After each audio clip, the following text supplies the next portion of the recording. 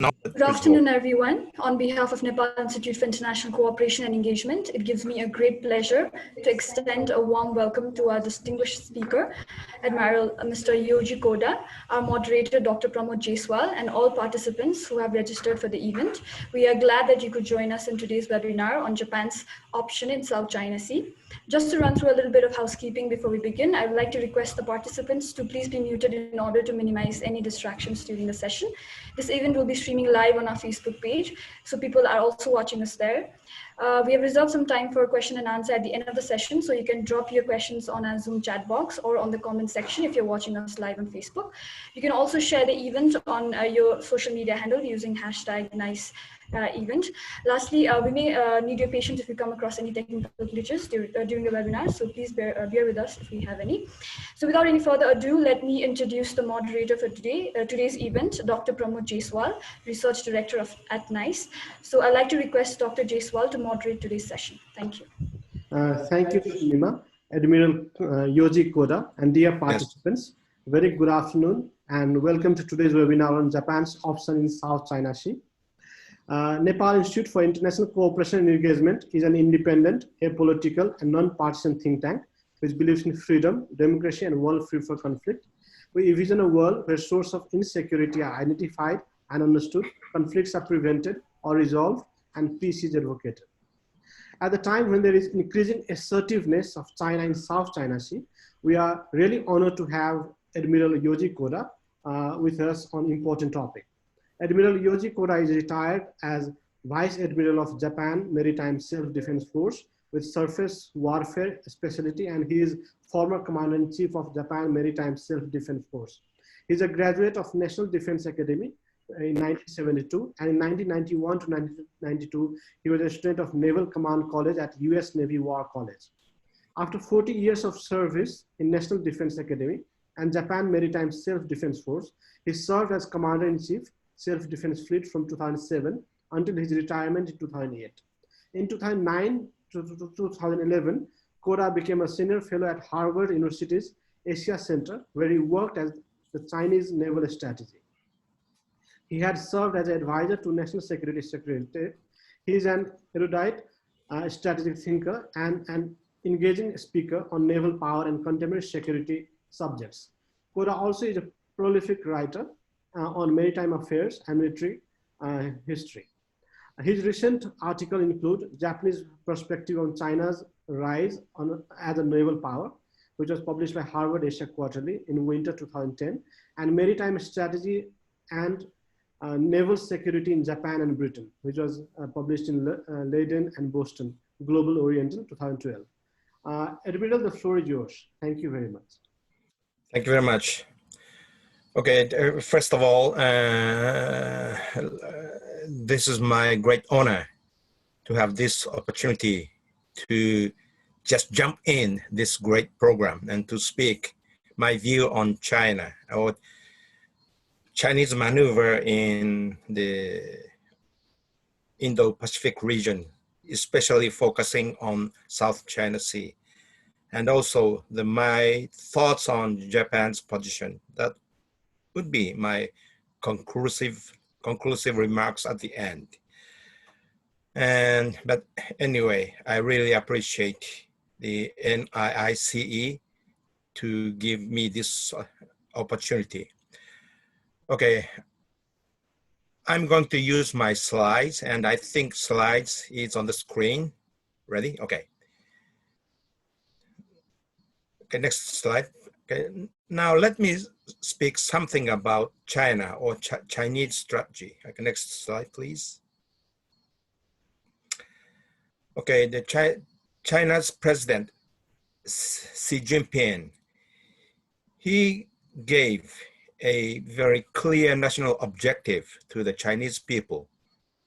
That is the great rejuvenation of the Chinese race or China, and built great modern socialist country by the centennial year of the 2049. That is the 100 years anniversary of the foundation of the Communist China, and with the socialist core values. So as a leader of the communist nation, it is very natural and understandable, even for us, that the Chinese president really made it very clear his national objective to the Chinese nationals.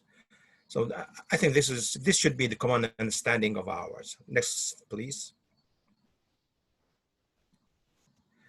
Okay, and today we are going to deal mainly on the South China Sea. So let me think about something of Chinese national objective, especially focusing or watching the Chinese national objective through the lens of the maritime power.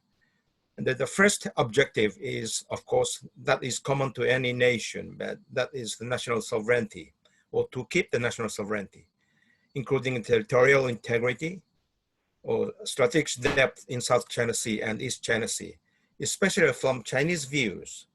Chinese tragedy in 1840s, in other words, invasion of the British force or European forces after that, came mainly from the sea, or especially from the South China Sea.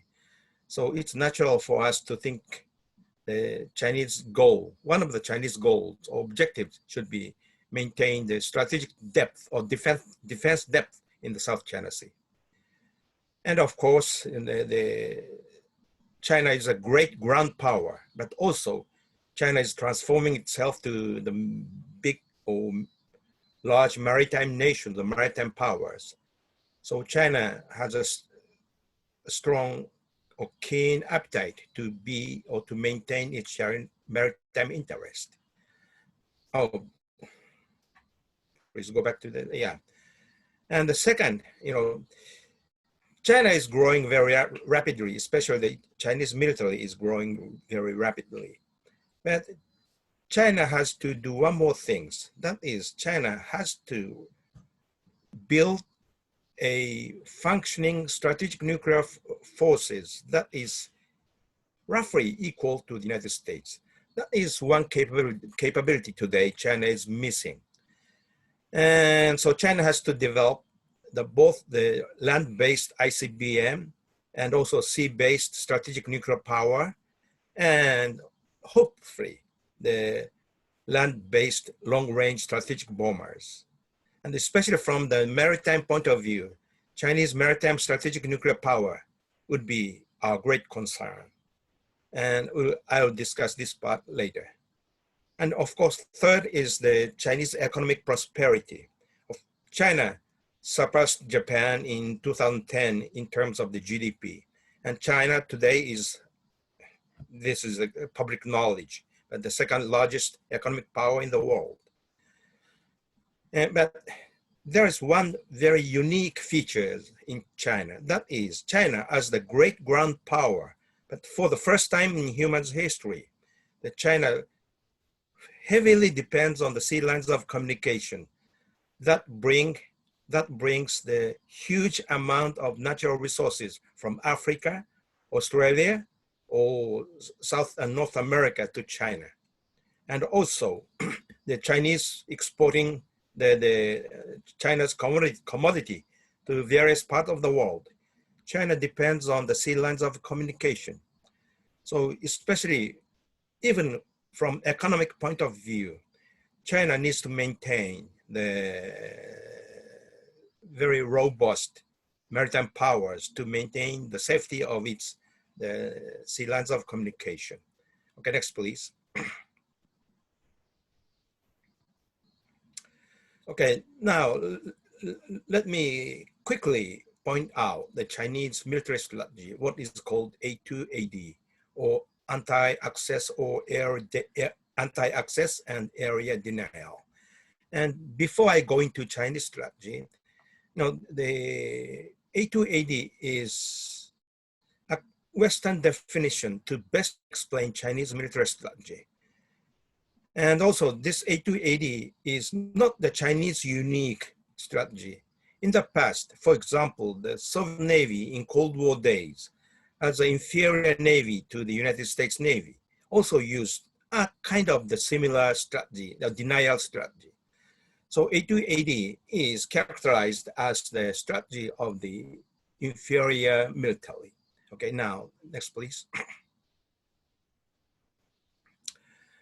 Okay, what is the objective of anti-access area denial or A2AD strategy? It is pretty easy. Now, basically, to keep the United States or China's the largest and most difficult rival out of the Indo-Pacific area or Chinese the surrounding waters, and in peacetime keep the U.S. forces presence, or in crisis they prevent the U.S. from making the intervention by using its forces to the regional issues. And in wartime, they annihilate the U.S. forces. So this is the Chinese strategic objectives. And ultimately, the Chinese objective is not to really fight all-out head-on war against the United States, but Chinese real objective is by showing Chinese capability to the Americans or American people. And by showing this capability to the Americans, weaken and deteriorate the American people's determination to be engaged in this region. So this is the very typical part of the Chinese A2AD. And then what is the operational objective? Of course, that China doesn't have to attack the United States, or of course, strategically, China has to have the strategic nuclear capability. But main focus of this A2AD objective is keep the U.S. forces out, especially the U.S. carrier battle group or strike groups, or U.S. Marines maritime expeditionary groups, or strategic lift from the mainland. And what are the methods to realize A2AD? There are several new methods pretty well known to the public. One is the anti-ship ballistic missile. That is what we normally call them as the carrier killer. The main intent or objective is to kill or to destroy the U.S. incoming carrier battle groups that would really attack the China. And the second is the conventional one, but submarine forces and the mines with artificial intelligence. And the third is the very new one. That is what we call the domain denials. For example, electromagnetic pulse, or anti-satellite, or destruction of the seabed fiber optic networks, or several other means like the cyber. So what does this domain denial means? This is the Chinese capability to kill the nerve of the United States military. For example, if the headquarters in Washington, D.C. or Hawaii is the brain, and the U.S. forces fighting at the front line is the muscle. If China is successfully cut off the nerve of the human's body, or the United States military, the U.S. robust fighting force in front line just becomes a sitting duck and easier to kill. So that is the Chinese, the military method to realize this A2AD. And then how China see the U.S. approach to this area. China, in the maritime theater, China has basically three fronts. One is from the east, and one is from the south via Australia, and one is from the west through the Indian Ocean. Because U.S. military is a globally distributed forces. For example, U.S. forces in Europe, when U.S. really thinks it's really necessary, U.S. would bring the U.S. main forces in Europe to this area. And of course, from the mainland, crossing the Pacific, or mainland, one time stopping at Australia and to north. This is what China sees, the US strategy. And China needs to develop its countermeasures in its A280 strategies. Chinese largest obstacle, or I'd call headache in strategic planning, is the American carrier battle groups supported by the surface forces and air forces.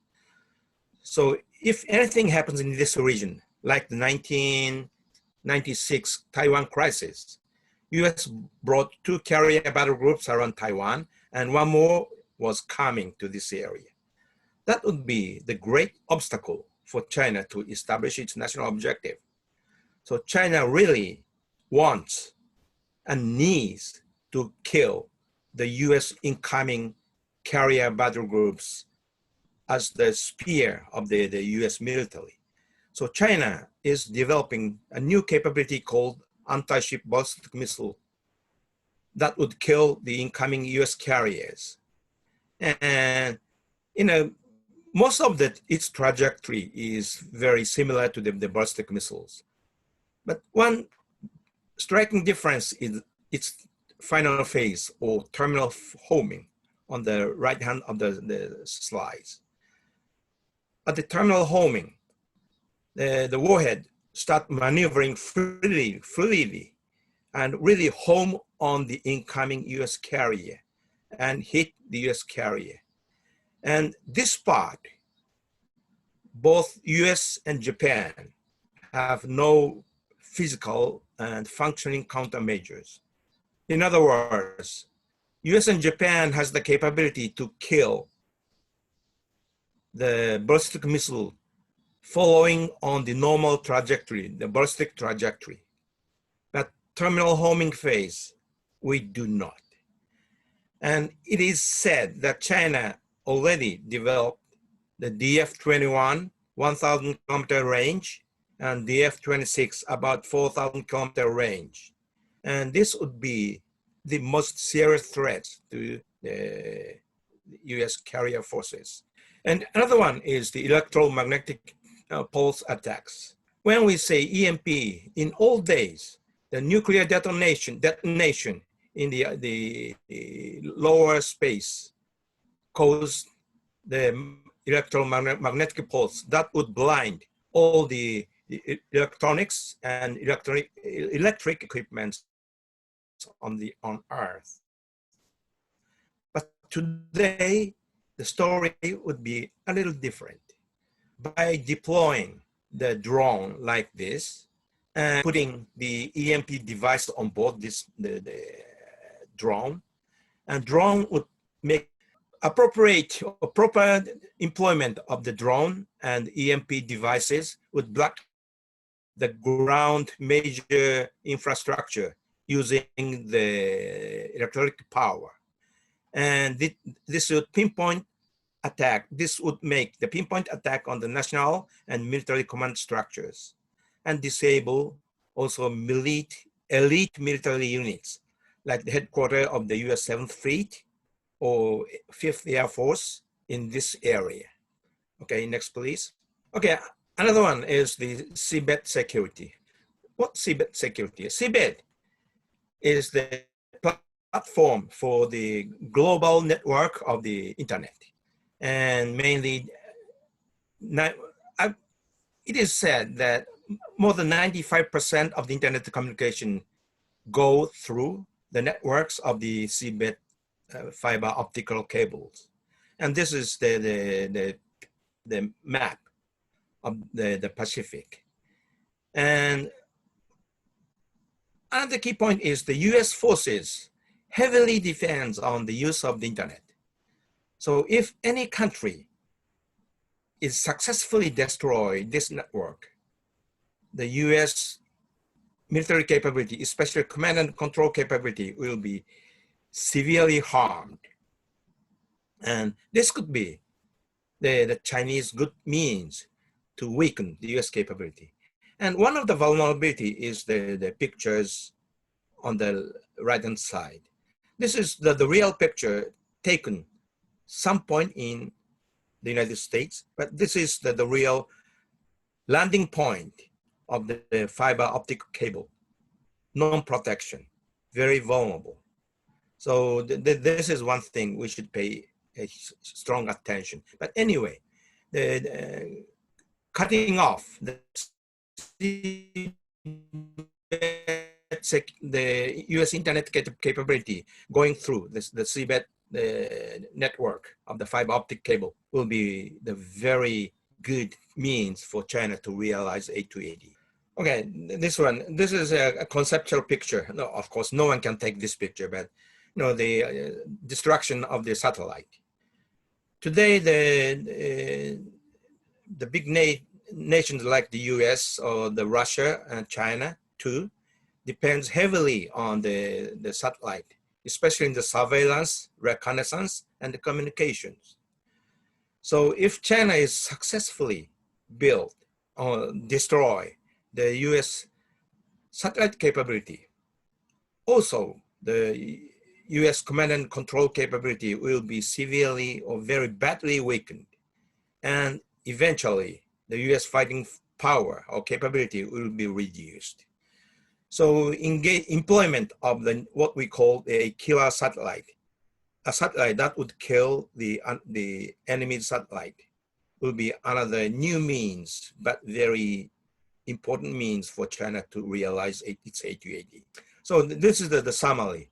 And I didn't mention the hypersonic missiles, but you know, there are new type of the tactical missiles, very fast tactical missiles, faster than Mach 5 or even the Mach 15.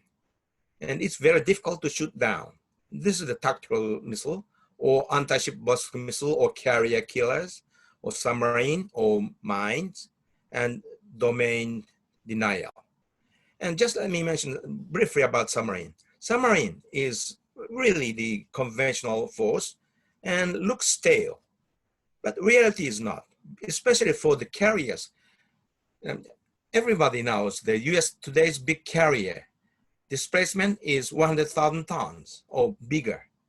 But even the US carrier displacing the more than 100,000 tons, if torpedo hits, several torpedo hits, would inflict the very severe flooding over the steel ship. And steel ship with big flooding eventually sink. So this is conventional, the mine too, but conventional and looks stale, but still very effective means to kill or to weaken the US carrier forces. So this is, as I mentioned, China has to prepare for all the three directions at the maritime front. But this is one of the examples using the Eastern Front. For example, US force would make an approach from the East mainland or Hawaii to the Western Pacific. China would first employ the domain denial operations, electromagnetic pulse, cyber, anti-satellite, or seabed cable distraction or other means that would focus mainly on the US command and control capability and make the US force as a sitting duck. And then the blue part, Chinese submarine forces and long-range bombers would start attacking the US incoming forces together with the US anti-ship ballistic missiles east of Tokyo-Guam line. And this would guarantee China for about 3,000 to 4,000 kilometers interval. And that will give the China the time to prepare for the follow-on operations against US incoming forces. And this is how, our perspective, this is how China would develop its operational plan based on its A2AD strategies. So what is the essence of the A2AD? I spoke mainly on how the Chinese force or PLA would fight against US forces, but reality is not. I said briefly at the beginning, but the essence of the A2AD is without fighting. But PLA demonstrates the key A to AD capabilities to destroy and annihilate US forces under certain tactical environment. Still, even 2030s and 40s, I think the US forces has still the advantage over Chinese PLA. But under certain circumstances, China or PLA would be able to demonstrate this capability. And by demonstrating this capability or showing this capability to the Americans in peacetime today, before China fight or US fight, deprive the Americans of determination to keep military presence and to fight against China at extremely high cost, and weaken and deteriorate the American people's determination to stay here. And if that is successful, the US would get out from this area, and now this area would be under the Chinese kingdom. This is something we do not want. But this is how China would envision. But at the same time, Japan has a little bitter experience. For example, Japanese Navy, Imperial Japanese Navy before 1941 built a very robust naval capability. And Admiral Yamamoto thought the first blow against US Pacific Fleet at Hawaii would really weaken the Americans' determination and intent to fight against Japan.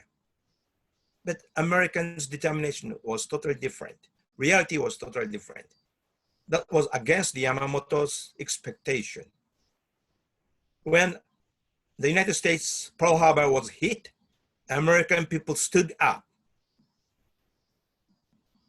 and then remember Pearl Harbor and attacked back the Japan. Of course, it took a little longer, 3 years and 8 months, but this is the reality of the Americans. So there could be some gap between how China envisions the Americans, but the reality of the American society. So this is one thing China has to be very careful. Okay, next, please. Okay, then very quickly, what is the capability of the Chinese, the military? And next, please. Okay, quickly cover the three services. Army. Army is, the size is 1 million, but still the Chinese army is basically the very robust, strong homeland defense force, and some capability to retake Taiwan, of course. And for Japan, the invasion of the southwestern island next to Taiwan, east of Taiwan, is one of the possibilities. And also, of course, this is the concern of the Nepal, but Chinese army is not very expeditionary capable force, but still the Chinese army has the capability to influence or support China's influence or bullying the other neighboring countries, including Nepal. But still, Chinese army is too weak to support Chinese national foreign policy in foreign countries. And the Navy is, or Chinese Navy is the service of highest priority. And Chinese Navy is getting the largest resource allocation in the Chinese military. And their Navy's force buildup is very aggressive.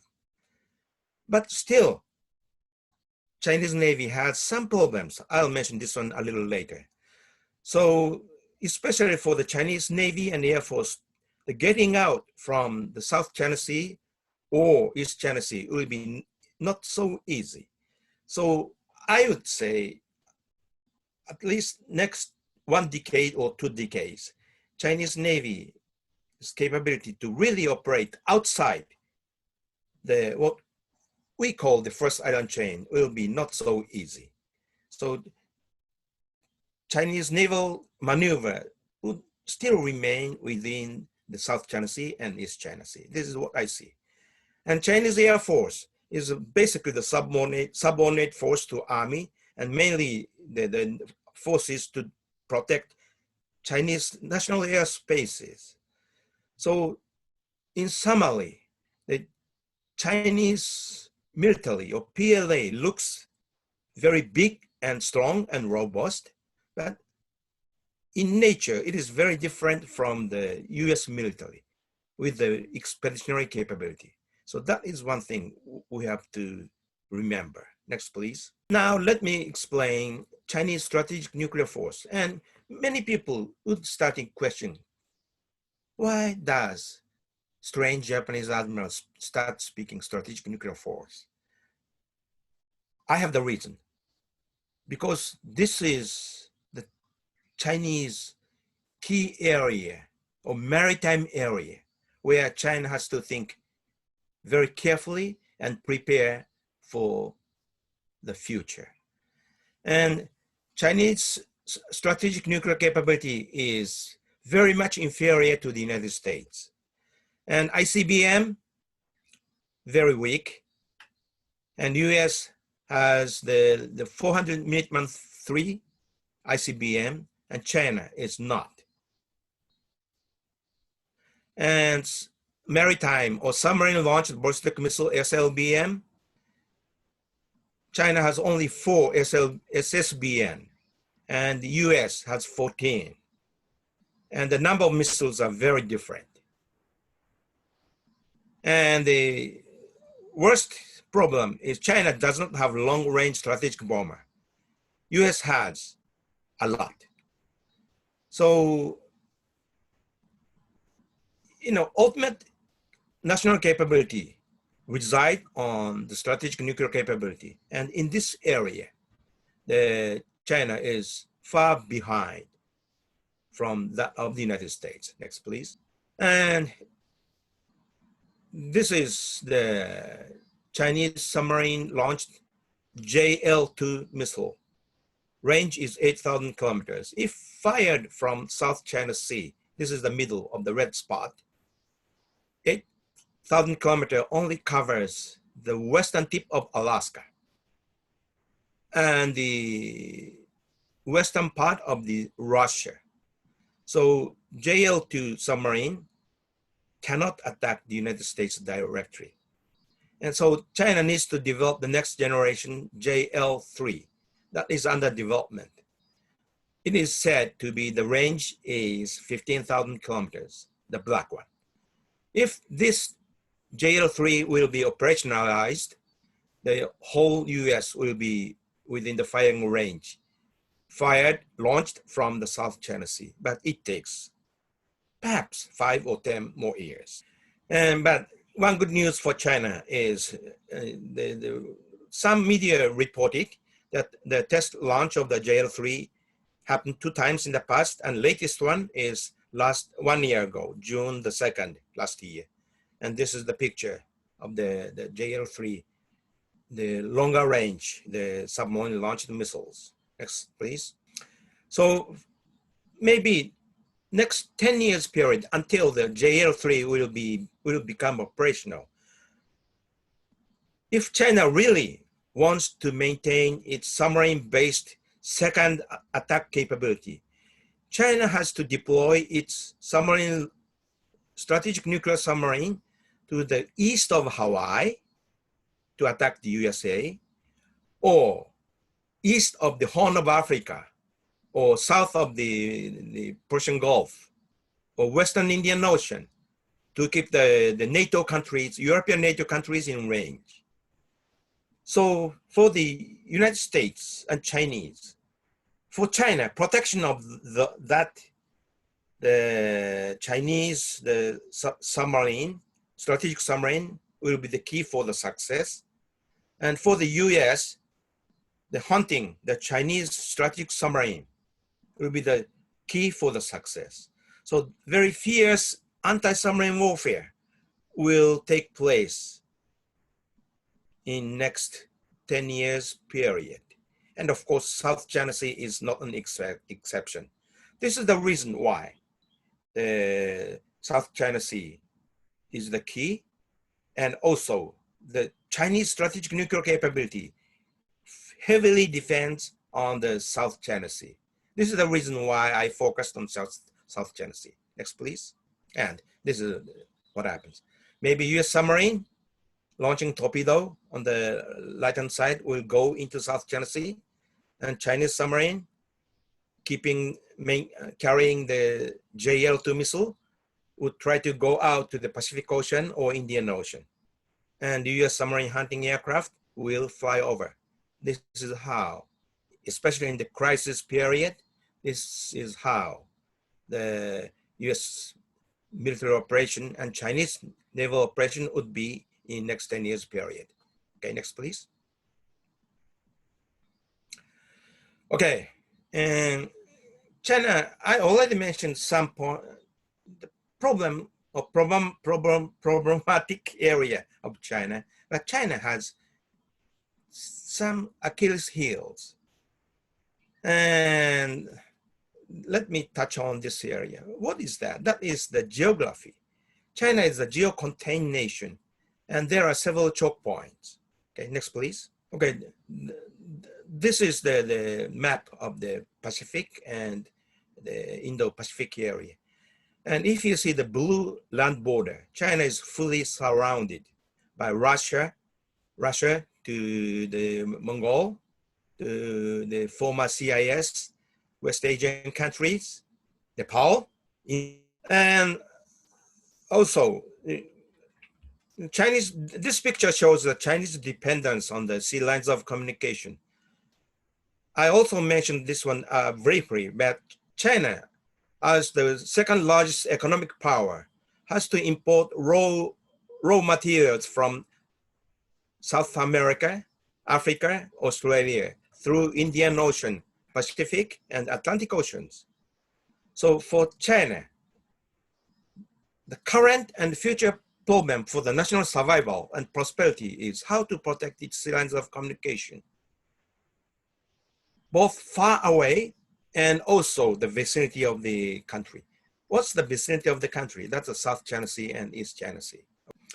And especially, this is the convergence zone of the sea lines of communication. All the sea lines of communication passing through the Pacific, Indian Ocean, and the Atlantic, even the Arctic Ocean, should go through some of those gates surrounding the China. So this is what we call the choke point. But say any water or any sea has the depth of water.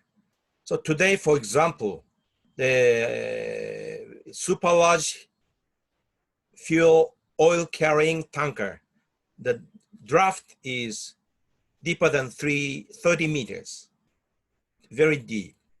So many say Malacca Strait or Sunda Strait will be okay, but they are too shallow, 20 meters max. And especially in the wartime, for Chinese submarines to get out, there are only several choke points. One is Bashi Strait between Taiwan and Philippines. And another one is the south of Mindanao Passage, south of Mindanao Islands. And another one is Lombok Strait in Indonesian islands. So those are the only 3 choke points that connects the South China Sea and outer oceans. And even in the archipelago area in the South China Sea, there are 3 choke points. That is the Mindoro Strait in Philippines, and Sibutu Strait between Philippines and Malaysia, and Makassar Strait in Indonesia. And those are the only straits and passage deeper than 150 meters. So for any military operations, especially using submarines, China has to pass one of those handful of choke points. And this really generates the real planning issue for China. It's not easy for China to overcome this issue. This is a kind of the God-given fact. So another way of saying is China can landfill and reclaim the coral atoll in South China Sea, but China cannot move the location of the islands and the country. So this is the Chinese problem. Okay, but China, it is crystal clear that any nation in the coast of the South China Sea can militarily counter Chinese PLA. And this is the Chinese naval review conducted 2 years ago, and Xi Jinping proudly announced and demonstrated its capability bringing its carrier to the area. And that was a great show. Next, please. But in South China Sea, there are three basic fundamental issues. One is the territorial disputes among the coastal nations. And basically what belongs who. And there are many maritime features: islands, rocks, reefs, atolls, sandbars, and others. And second issue is, that not only China, but artificial islands or land reclamation issues. So how should we interpret the UNCLOS? And the third is is South China Sea really a high sea, or the Chinese internal waters? China claims that most of the South China Sea within the 9-dash line is my water. But all the other countries said, based on the UNCLOS, there are territorial waters as well as the EEZs, based on each nation's the interpretation of the UNCLOS. So high sea is free for all. And if Chinese claim is accepted, becomes true, South China Sea would become the Chinese water. And there would be the water where the Chinese jurisdiction will be effective. And that becomes the restricted water against free use. So those are the three basic fundamental issues in international community or local communities in this region. Japan made it very clear. Territorial disputes. Japan is the geographic outsider. And Japan should maintain and would maintain their neutrality to any nations. And this territorial dispute should be settled by the nations concerned or negotiation. But except when the big country like China uses military power for settlement, Japan would take some actions. And then the artificial islands.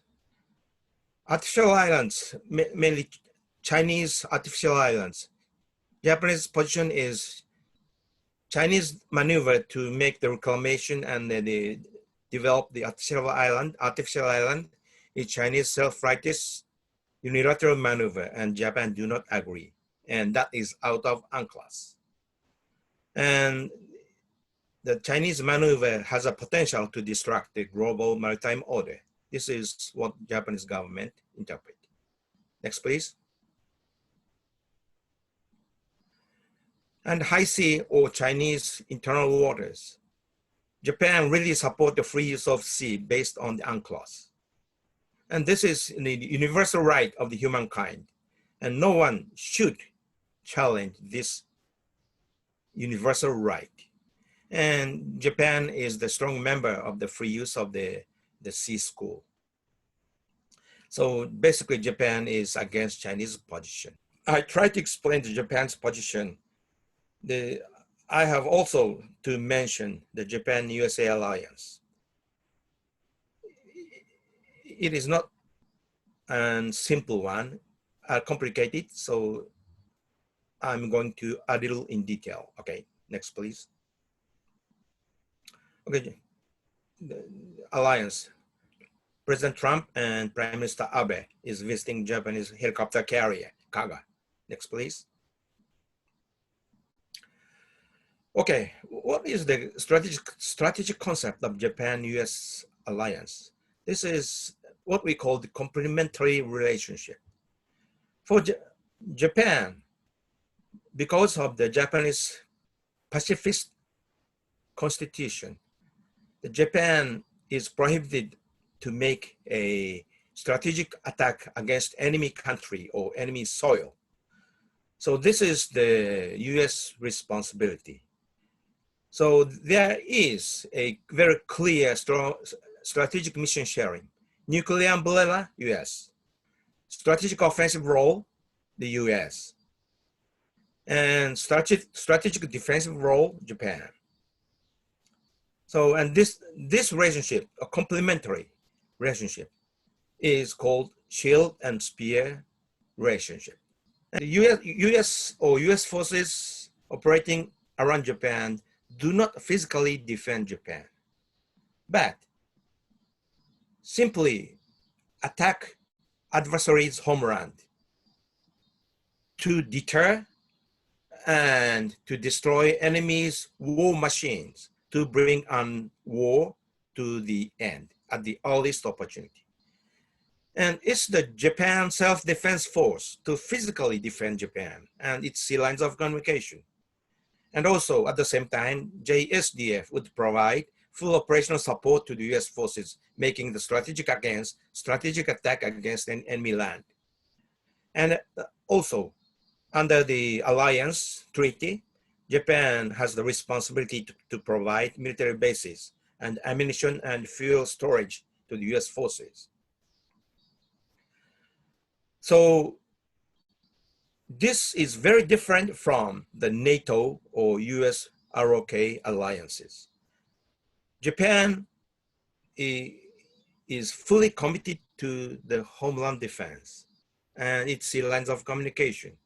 And the US is tasked to attack enemy countries' homeland, especially destroying the enemy war machines or war mechanisms to bring an war to an end at the earliest opportunity. So NATO together, for example, the NATO nations together would attack and also would defend. But US, Japan, very different. Okay, next please. But cost of the alliance for Japan is not cheap, not less expensive. There are 6 jet-capable bases and 2 major US standard naval bases. And one third of the US Marines are stationed in Japan, mainly in Okinawa, on the right-hand side small box. And size of the US forces in Japan. Army is relatively small, 26,000. 2,600. And Navy, about 20,000, including the 7th Fleet.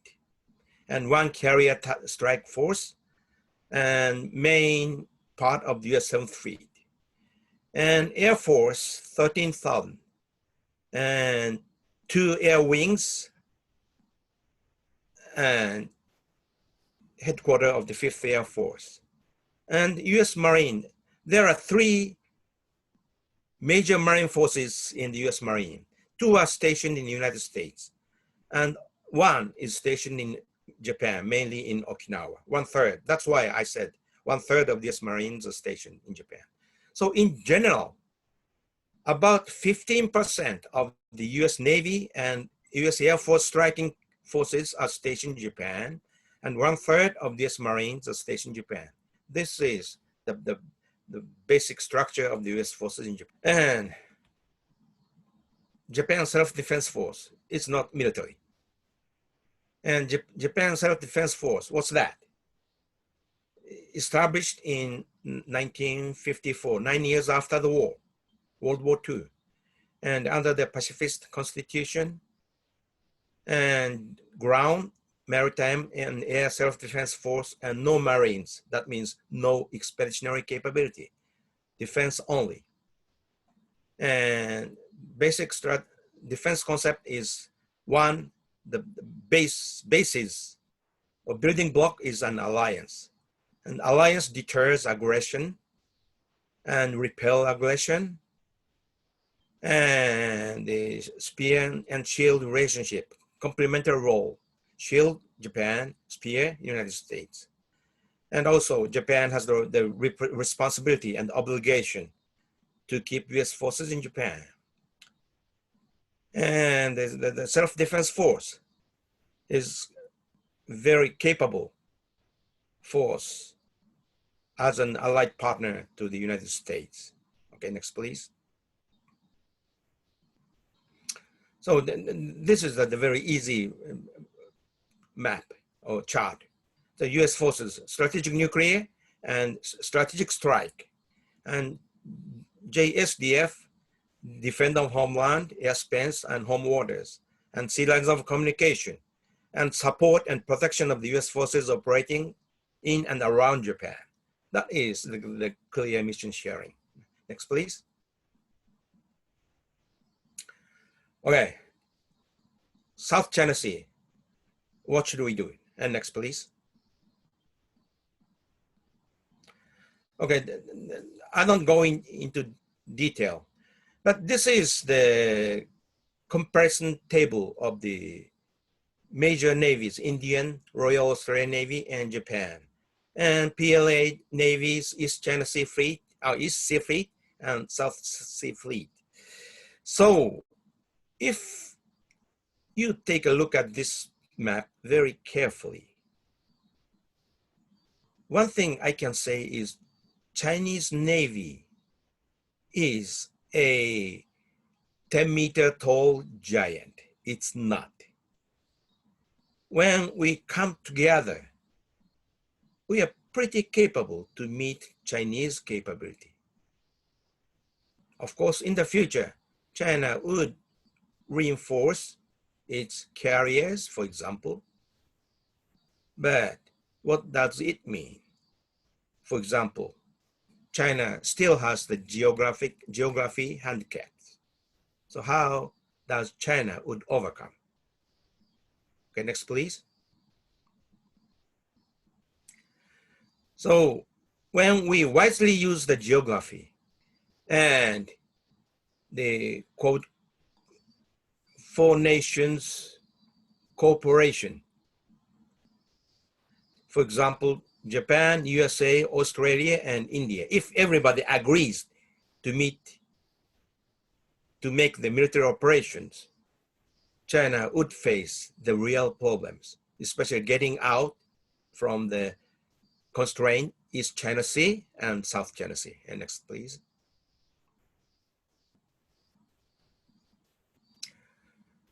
Okay, next, South China Sea. Advantage of the use of the geography. Next, please. So this is the same picture I used, but there are key choke points that would contain Chinese forces within South China Sea and East China Sea if we are successful. But of course, each nation has its own responsibility. Next, please. And for example, Japan's responsibility. I mentioned mainly on the South China Sea, but there are several choke points. So Japan has to maintain those chain of the Western Island.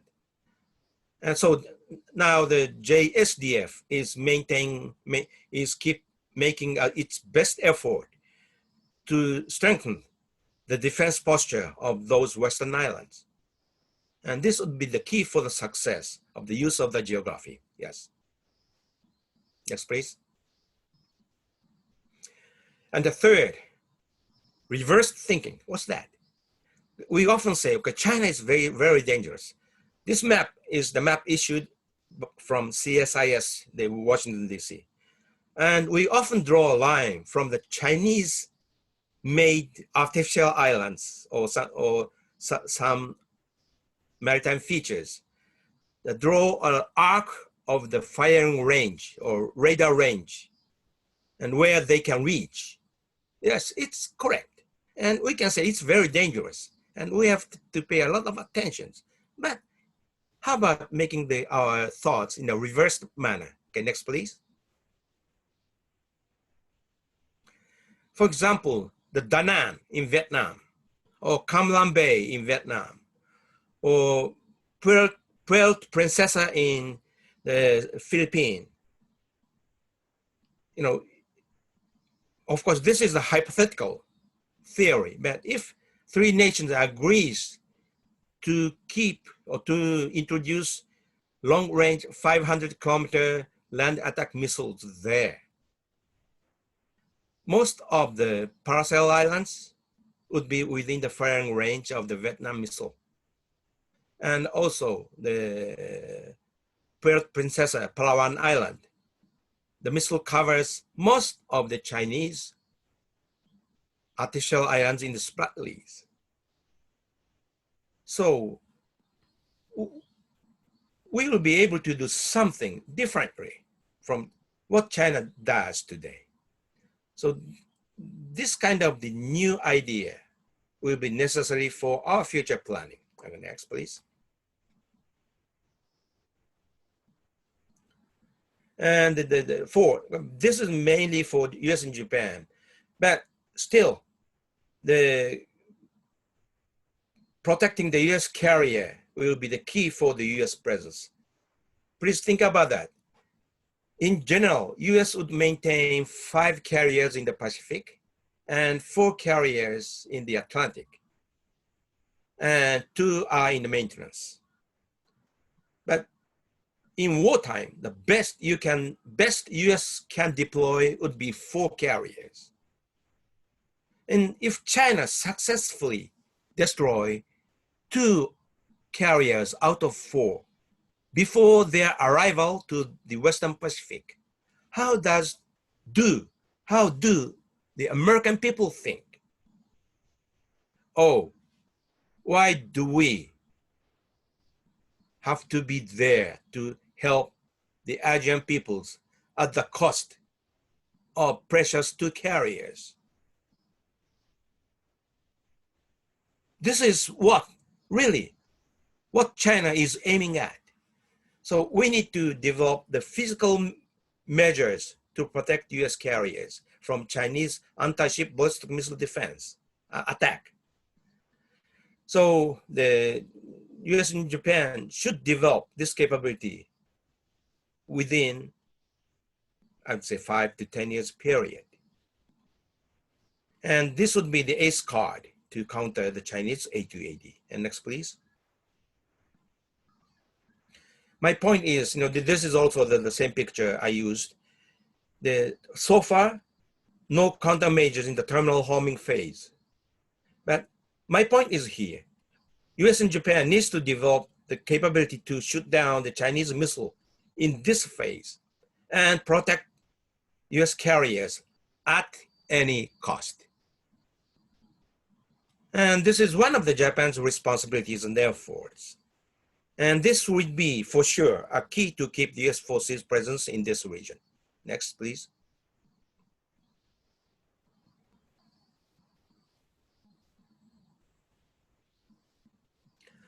And, does China has, well, some may ask question, is it true? Yes. This is the NBC report, but China made the first test and second test in the South China Sea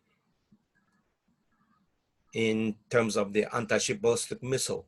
So China is developing too. And China is ahead of us today. So this is one of the areas for both the US and Japan to do in the future. Next, please. And the one bad news is just the July the 15th, June the 15th, Japanese defense minister said, okay, Japan would stop the Aegis Ashore, that's the land-based ballistic missile defense system. So what would be the impact for the security of the South China Sea or protection of the US carriers? Still unknown. But Japan or Japanese government and defense ministry and self-defense force together have to make a in-depth research and should find out the alternatives to fully protect the US approaching forces to this region. Next, please. Japan's or US goal against the Chinese A2AD strategy and its military capability is to really establish the sea denial around the island chain of Okinawa and establish the full sea control in the Western Pacific and South China Sea and the Indian Ocean with the support of the friendly nations like India or allied nations of the Australia. And that should be successful when we are serious to take the Chinese capability and the intent in the future. Yes, next please. Okay, what's the position of Japan? Of course, whatever happens, Japan, or I would say, as far as Chinese economic and military growth continues, Japan should maintain our alliance posture with the United States and enable the US to stay here and maintain the US military capabilities. And also, Japan has to do our own actions.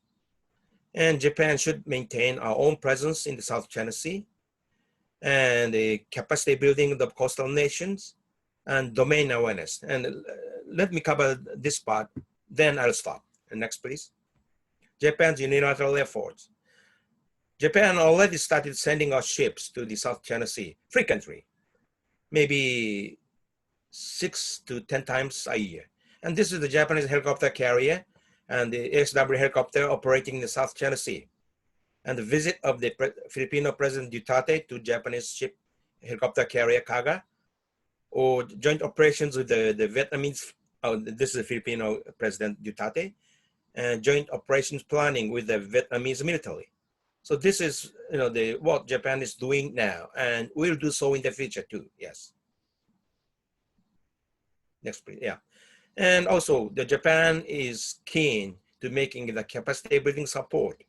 Japan is providing the Coast Guard, the patrol boat to the Philippines and Malaysia and Indonesia and several other countries.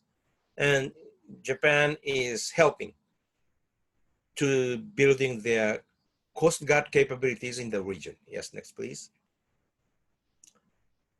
And the third is, and what is really key is the lack of the domain awareness capability of the coastal nations. So Japan and USA together should maintain, develop and maintain the network of the information sharing system among the coastal nations. So Japan and US would provide satellite information or general informations to the network. And depending on the nation's capability, nation A to D or EFG provide their own information to the network. And it's also free for any nation to depict or pick up any information they want from this network. And so far, except the Malacca Strait, there is nothing. And this would really help the global and the regional cooperation. And also, China is free to join. It depends on the Chinese decision. But if this network would be realized, this is open to anybody. But key thing is the domain awareness will be the key for the future cooperation. Yes, next, please. Okay. Thank you for listening. Oh, the last picture is very beautiful. This is what, the mountain pictures of the Himalaya pictures of the Nepal and also the Mount Fuji that represent two nations. But I'll stop here, and I'm happy to discuss anything or answer to your questions. But please enjoy some views, the Himalaya and Mount Fuji, and also the flag of the two nations. Thank you very much. Thank you, Admiral Yoji Koda. It was really very comprehensive and enlightening presentation. We learned a lot from it. And we also got lots of questions from the audience. There are many who are watching us from Facebook. We have got questions there as well. And we also got, while during the registration, we also got few in the Zoom room. So let me directly move to the question. First question, how would you like to take the question? Like three together, one by one? So would you like to take question one by one, or maybe club three together? Maybe if I take one by one, it takes a long time. So yeah, together, yeah. Okay. First question is South China Sea dispute a core reason behind Japan's changing security policy or the security legislation it has passed? Second is, does Japan plan to take a hard approach in South China Sea? And third is, can Japan show its readiness for a long haul to resist the Chinese aggressiveness in South China Sea? These are three questions on South China Sea. Okay. First, the fundamental, the rule of the Japanese security is, of course, the Japanese Constitution. So until the Japanese Constitution would be revised, I don't think that would happen in the near future. The Japanese policy toward South China Sea will, I'd say, become more active gradually, but not substantially in a short time. But for example, the Japan would expand the Japanese presence or military presence in South China Sea that I mentioned, or expanding the range of cooperation with the regional nations. So that is what Japan would do. And second, that is a kind of the indirect approach. But Japan would support, or I'd say Japan would replace larger missions in Western Pacific or Eastern or East China Sea. And that would enable the US forces to operate more in the South China Sea.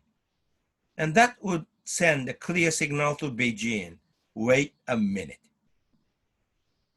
So I don't think Japan would make a direct military approach to the South China Sea. But at the same time, the Japanese extended presence, Japanese ships' extended presence in South China Sea would also send a clear signal to Beijing, the Japanese intent. And Japan ourselves do not call the Japanese maneuver in South China Sea as the freedom of navigation operations, but that is the Japanese version of sending the signal that Japan would, in full compliance with the UNCLOS, and Japan would never accept Chinese excessive claim in UNCLOS. So those are basically the peacetime maneuvers. And I don't know what would happen, but Japan has more concern, not in the South China Sea, but in the Taiwan. So South China Sea, if there is really the head-on conflict, military head-on collision between China and USA, Japan would be responsible to support the US military operations. So Japan would do something, but I can tell not specific because I do not know what Japan would do. But anyway, Japan will be for sure involved in support operations toward US forces. So, that would help the US military operations a lot. So I hope I answered the questions. Thank you very much. Thank you, sir. Let me go to the second round of questions. Right, sir. How important is quadrilateral security dialogue in the Japanese strategy to counter China in South China Sea? Okay. Second is, what is the status of Japan's relationship with India in post-COVID-19 to counter China in South China Sea? And third is there a possibility of Japan teaming up with ASEAN member states to find a collective solution between the states and China in South China Sea? What is the second question? I can hear. Second is like, how is Japan's relationship with India in order to contain China in South China Sea? And last is Japan and ASEAN and Japan and US-China relations. Yeah,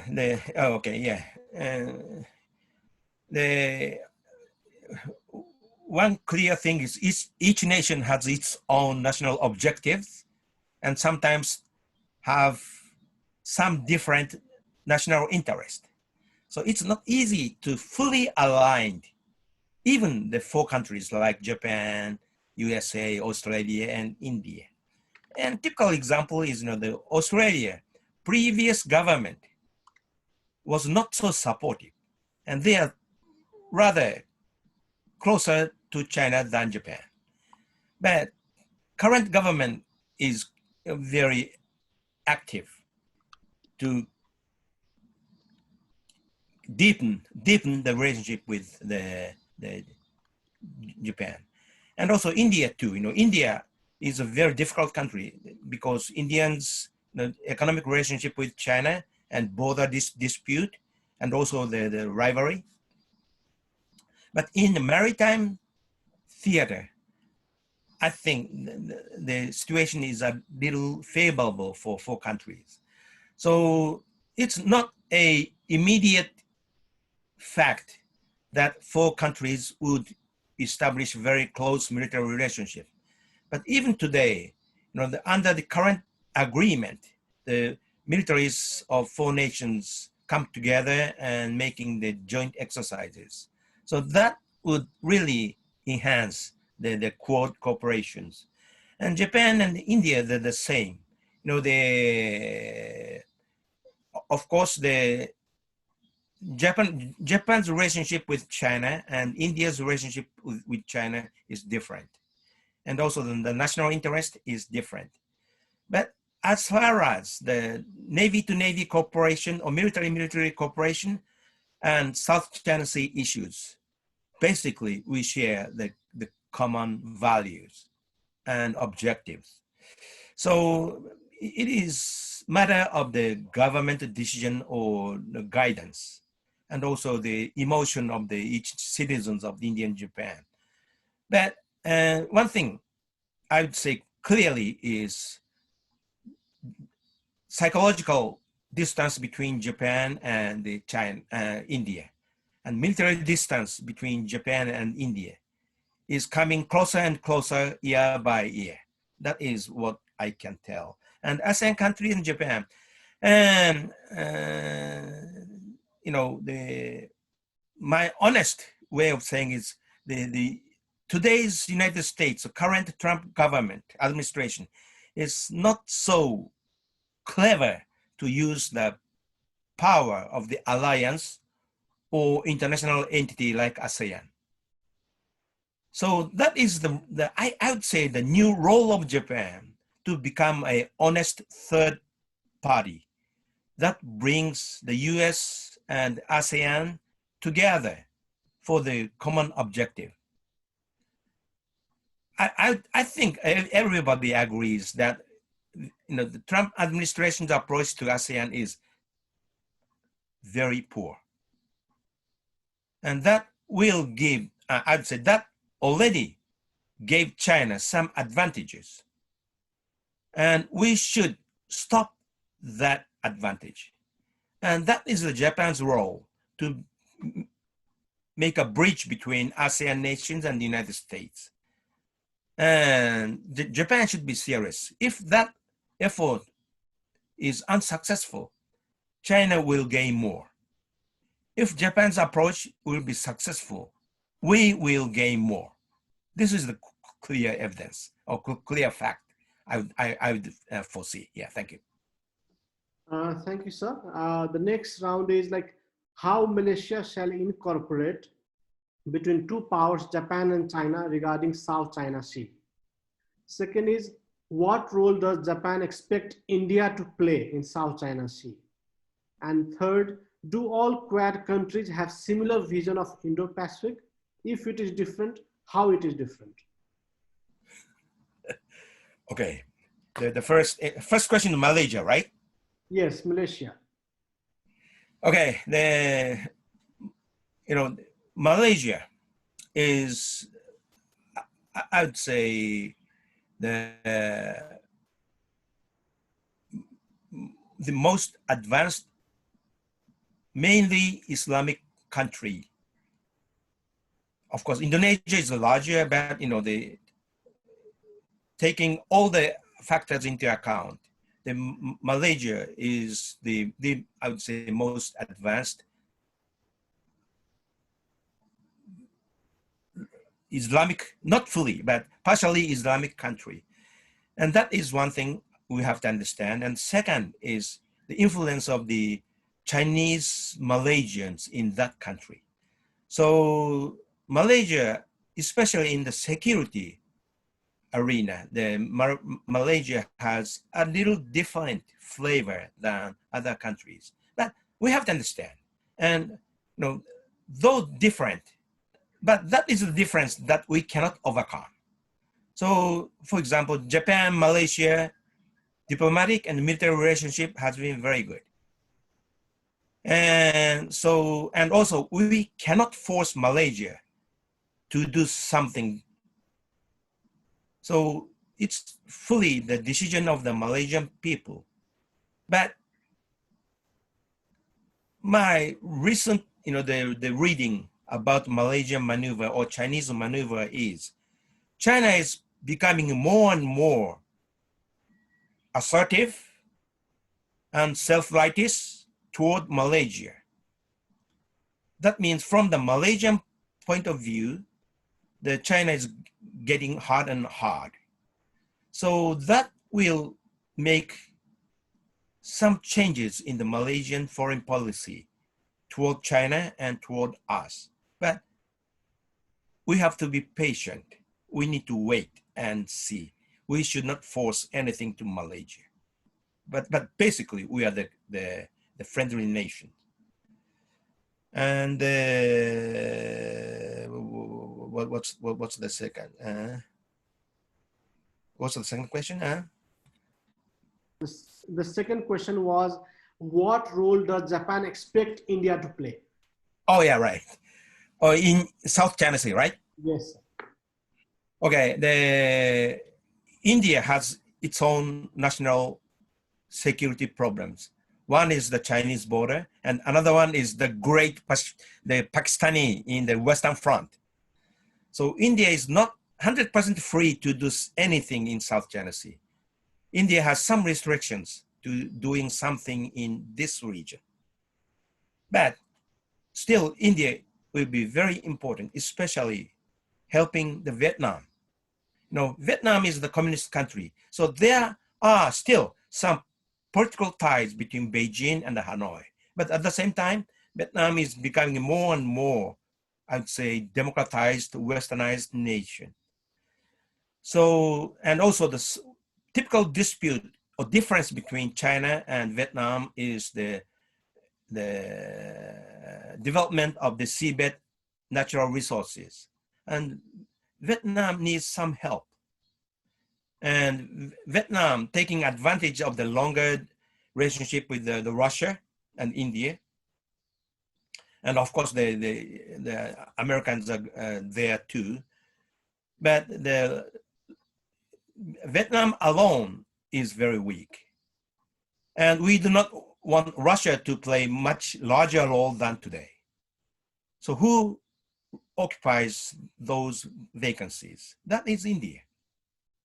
So militarily, there will be still some limitation in Indian side, but economy supported by military in South China Sea, especially the relationship with the Vietnam. And if the Vietnam would be successful, India would also be able to establish closer relationship, for example, Malaysia, because the population Indian population in Malaysia, or Indian Malaysian population in Malaysia, is also pretty big.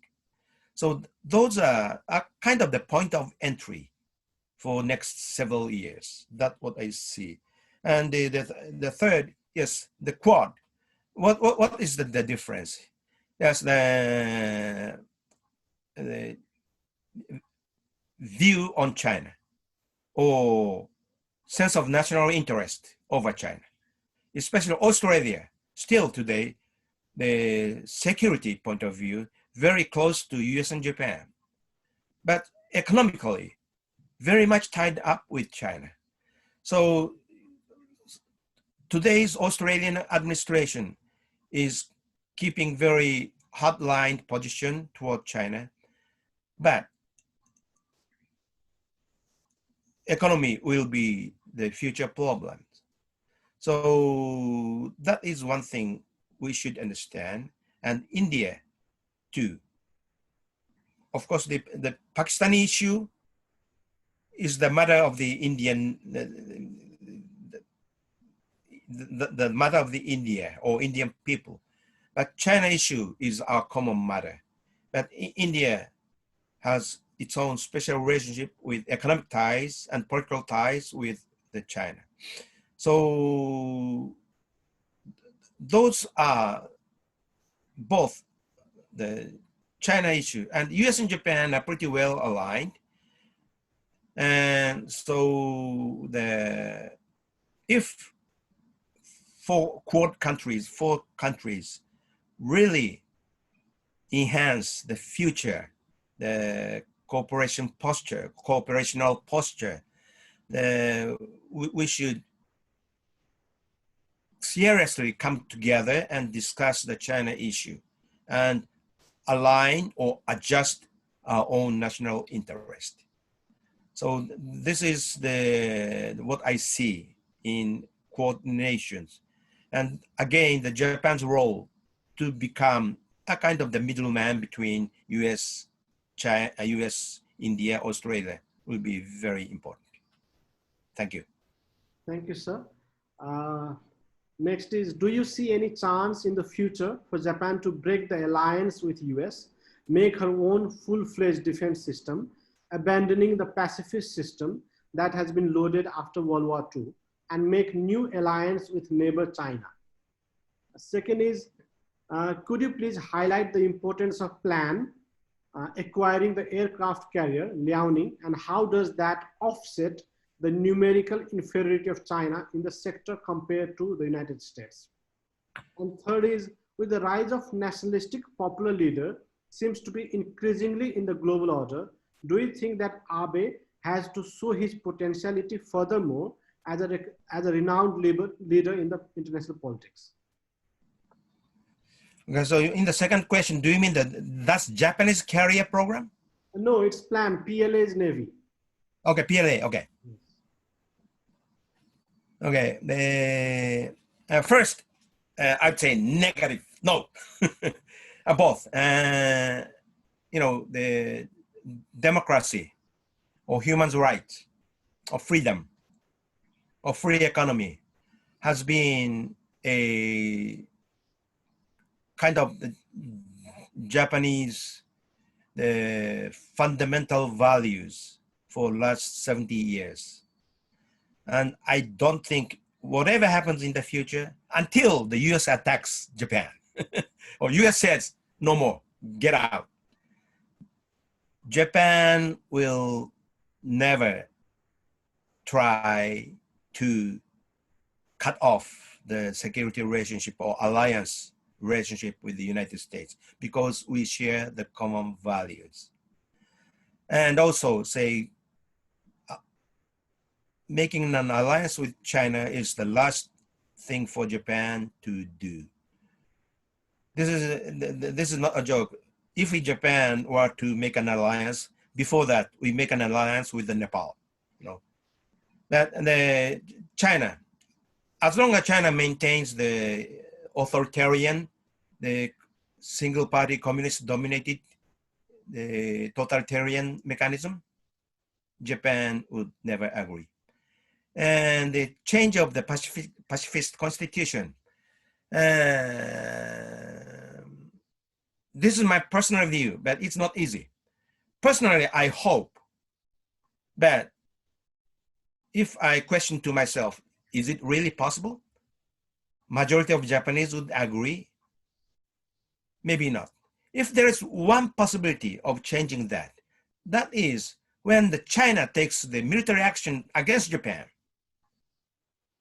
Only that is the very narrow window of opportunity for Japanese to change the pacifist constitution.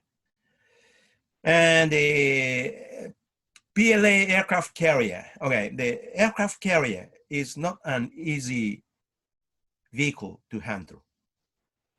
The aircraft carrier is not simply the big ship with the large deck carrying the aircraft. No. The aircraft carrier is the operational platform and support platform to make the air operations at night, under bad weather, at any point on this planet. And US Navy becomes today's carrier Navy, using almost 80 years, starting from 1942, when the US Navy really started the carrier combat against Imperial Japanese Navy. Since then, US Navy has accumulated all the possible effort, including planning, the aircraft development, carriers equipment, the training of the personnel, everything. And also the command and control. That's the tailored command and control to wisely deploy and employ carrier air powers. China only about 10 years experience by one carrier and no fighting experience. So I'd repeat, China looks like very robust, but today's Chinese military capability is described as not 10-meter tall giant, as I said before. Looks big, but it takes some time for Chinese military, especially for the carrier force, really to become operational. Operational means whatever missions, they are able to do that under any environment by the given time at the given cost. This is the military operation, and it's not easy. I'm not saying ignore that, no. I'm not saying underestimate, no. We should take the Chinese carrier capability into account. But one thing I can also say is very different from the US style carrier power. But also it's just a matter of time. Maybe next 10 years would help Chinese Navy really becomes the carrier Navy. Or maybe 20 years, because US Navy, it took 80 years. 80 years. So we have to be carefully watch, observe, and collect intelligence informations and analyze that and prepare for that. And one more thing I can say is just geography. China may build 10 carriers, but if those carriers remain in East China Sea and South China Sea, if we successfully control the choke points, what will happen? Chinese people will be very unhappy about that. It's nothing. It's Chinese 10 carrier force ate a huge amount of money, Chinese people's tax, but no contribution. So it's a kind of the double-edged sword. Chinese Communist Party, government, and military will have a very difficult homeworks for the future. And what's the third one? Oh, Abe, Prime Minister Abe, right?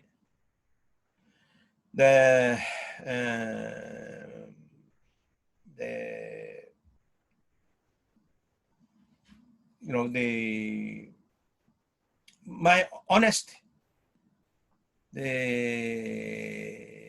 I describe the Abe after 5 years is Japanese people is getting tired of the more than 5 years or 6 years, coming 6 years, long Abe's administration style. And also, this is my personal wording, but getting a little arrogant. So Abe is pretty good at the foreign policy. And also, as I'm repeatedly saying, Japan, especially Abe, Prime Minister Abe, has a huge responsibility to work as a bridge between US and ASEAN nations or several other nations. So that's the Abe's responsibility, and that's the area where the Abe is very good at. But without in-country domestic support of Japanese, the constituency, Abe is not keep his position in the future. Of course, no one can tell what would happen in the future. So Abe, especially Prime Minister Abe, has two different competing, mutually exclusive, the factors. Kind of the getting tired or unpopular feeling among Japanese people in country. But at the same time, Abe has a larger responsibility in the international arena. And also one more thing, Abe is now among the G7, the long-lasting national leader, because the Angela Merkel will be retiring. If that happens, Abe would be the longest lasting national leader in G7. So the best to describe or to answer your question is, can Abe really manage those two different competing or mutually exclusive issues or not? My honest answer is a little pessimistic. Is it good? Yes, sir. Now we are coming to the end, so we're trying to club last 4 questions. We have got lots of questions, but we don't want to take much of your time now. Just maybe in 10-15 minutes, we'll wrap up the program. Does Japan think China, which is world's second largest economy and nuclear power, a permanent threat in view of the past troubled history? Second, how can the Quad be transformed to work as a sufficient deterrent against China, and what step can be taken to skew the issues of abandonment and entrap within the Quad? Third, how will China's growing assertiveness in Asia-Pacific region pose to an enduring threat to the structural architecture of the law of seas? And last is, can you throw a light upon Japan, America, India, and India, Japan, France, which is an efficient trilateral framework, and their counterbalance towards the adamant presence of China in South China Sea, Indo-Pacific, and Eurasia region, and their so far significant level of convergence on climate change, terrorism, saving of multilateralism, and as far as piracy is concerned in an increasingly multipolar world? Okay. First,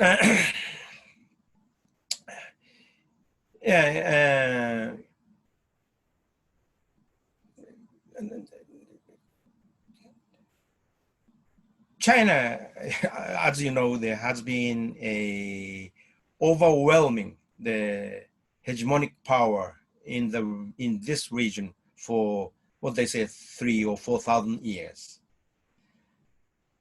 But Japan, thanks to the surrounding waters, Japan was the only country, and I'd say Thailand too, but not being a tributary nation to China at any moment.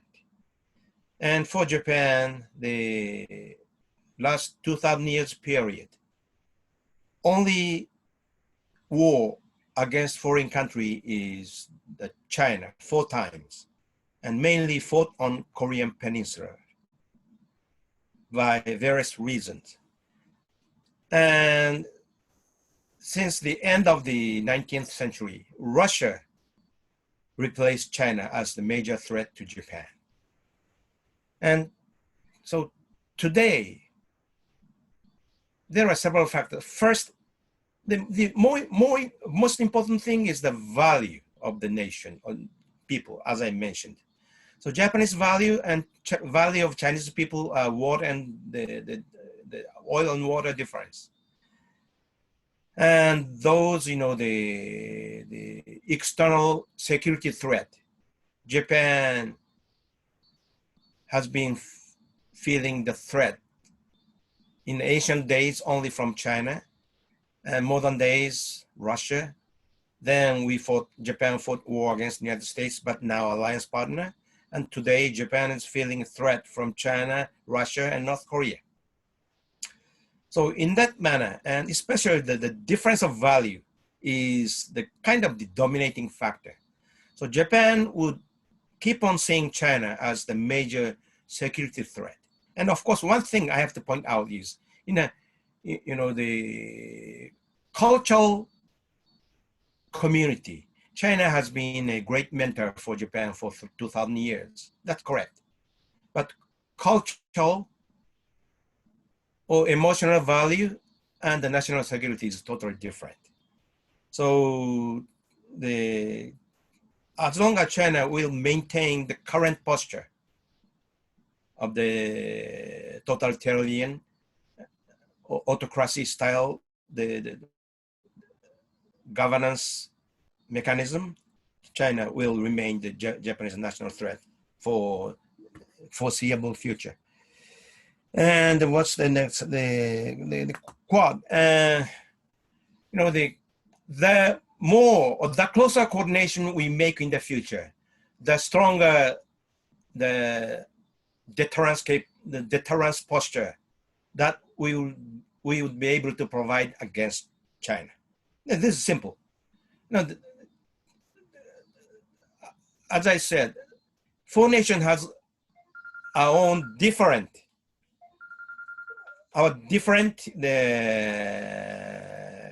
national objective and national interest.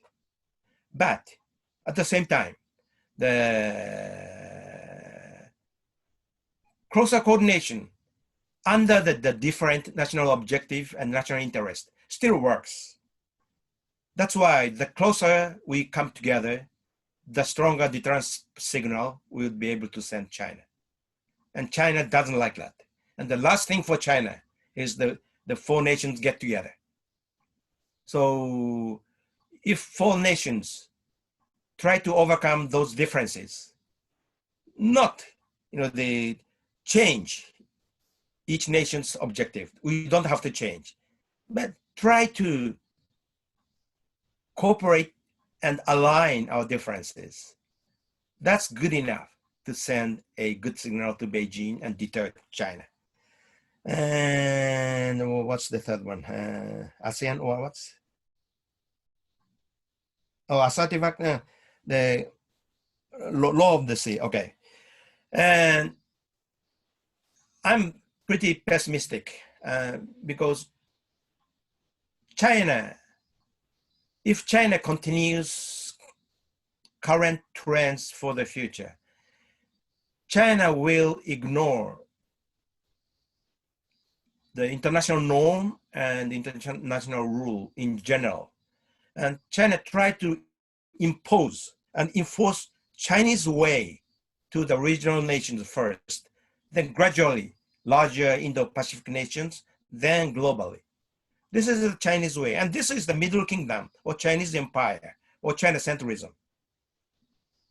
So, we should be prepared.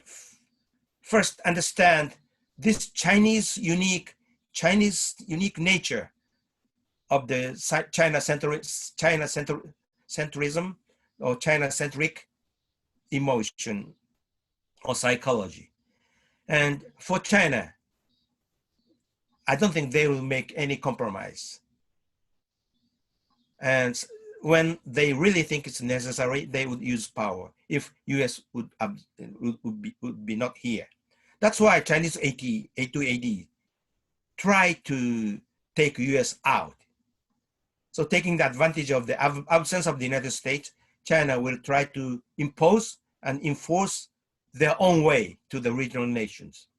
This is how Chinese past kingdoms did.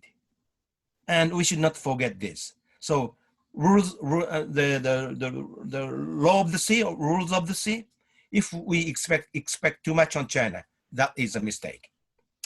And what's the, okay. India, Japan, USA, or India, Japan, France. Yes, those nations are like-minded nations and under the common value of democracy. So again, for example, the environment or global earth warming, political distance to this issue of each nation are a little different. But important thing is we are able to come together and speak, discuss, and if we are wise enough, we'll be able to establish the common objective.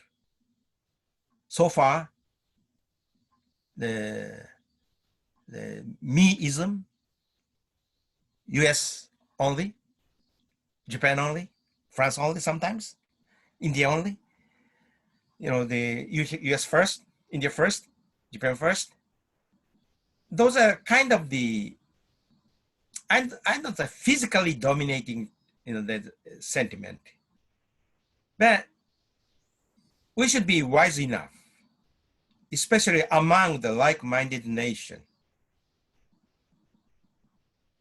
We should come together and try to make our best effort to overcome our common problems ranging from security to the environment.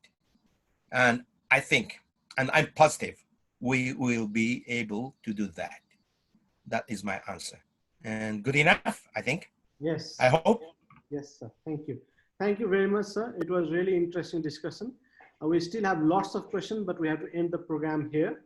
I'd like to request Sumanima to formally propose vote of thanks to Admiral Yoji Koda. Distinguished speaker, ladies and gentlemen, as we come to the end of the program, it's my privilege to propose a vote of thanks on behalf of NICE to all who have contributed their parts to make this event a success. First of all, I'd like to sincerely thank our distinguished speaker, Admiral Yoji Koda, for agreeing to be a part of the event and delivering a wonderful presentation. We are really honored to have Mr. Yoji Koda here today. We also thank our friends from the diplomatic community, experts, academia, media, and different organizations.